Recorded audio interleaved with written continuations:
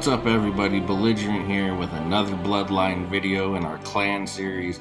We're taking a look at the different clans and we're making a determination on which one you should use, the male or the female.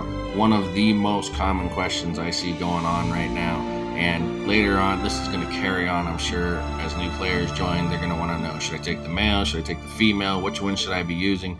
Sometimes the answer is both, sometimes the answer is either, sometimes the answer is neither. But we're not going to fence sit here. We're going to look at the clans. We're going to pick which one of the two do we think is better. But I will also talk you through when you should, some of the different options that you have. So today we are taking a look at the, I'm going to call them the Orc Berserkers. Okay, these are the Orc tanks. There's also Orc Warriors. These are the tanks. It's Karguk or something. If you want to make fun of my pronunciation, go ahead. I don't know how to pronounce it. So let's get into this. Before we get started though, just keep in mind what you're seeing here is the top of the top. The 5-star mythic max level. That's what your clan codex shows. Okay, so sometimes the percentages won't match what you see when you look at your champion, so you have to look at your champion to know what your stats are. But that's neither here or there. We're just kind of looking at them and getting a feel for their skills. Okay, I also might have to make some assumptions because of the lack of information given to us in the game. Okay, so the male orc tank, his passive is counter spiral. Upon taking damage, there is a 50% chance, or there is a percentage chance to cast counter spiral, dealing damage equal to 30% of his strength to nearby enemies. So it's kind of a counter attack ability. It flips a coin. If it lands on heads, he counter attacks. If he lands on tails, he doesn't. So again, it's not the best passive, but it's not a horrible passive either. Get you some free damage in there.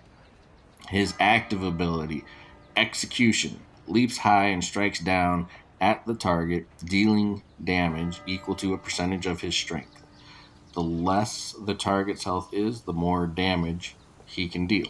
Okay, so the lower the health of the person he's targeting has, the more damage he's going to deal. All right, it's a big mollywop of an axe hit. That's all it is. This is what makes him one of the better tanks in the game. Okay, Orc Roar. Roars angrily to taunt nearby enemies, dealing damage equal to a percent of his strength.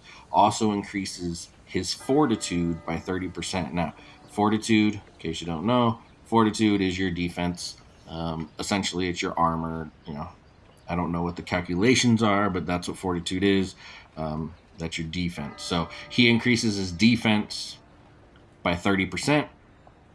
But here's the big thing is that it's a taunt. So when you're playing a tank, what are you looking for? You're looking for a couple of things.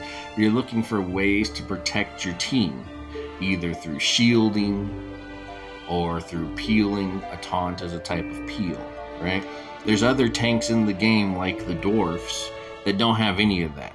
They have shields for themselves. They have sustain for themselves, but they have no way to tank for their team. This taunt is huge because it pulls the enemy off of their targets and make them attack him, and it gives him more defense. So he can tank up a lot of ability, makes him one of the better tanks in the game. Let's take a look at the female now. Revenant Siphon. For each enemy killed, the caster recovers 15% health. That's just really a bad passive. Oh, but Belligerent, that's life skill. I don't care. First of all, 15%, not that big.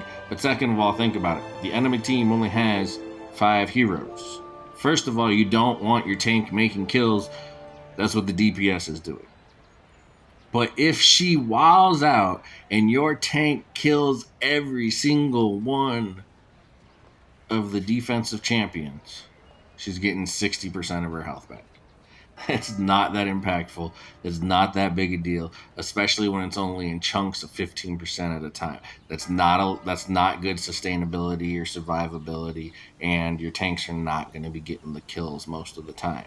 All right, Smackdown smashes the ground in front of her with an axe, dealing damage equal to a percentage of her strength to all enemies within range. So it's a big AoE attack on the ground. It knocks them back and it inflicts stun for 1.5 seconds. Okay, the knockback on an autopilot game, I'm sure you've heard me say this in other videos, knockback on an autopilot game is kind of pointless because they just keep moving forward. As soon as they get knocked back, they just move forward. It's not like you can knock them back, retreat, and heal up. You knock them back, and they move right back into the fight. So the knockback is not big, but what is big is the 1.5 seconds and the fact that it's an AOE. So that is a decent ability for that. Now her ultimate, Orc Roar, roars loudly, removing all negative effects from herself and reducing all damage taken by 51% for 5 seconds.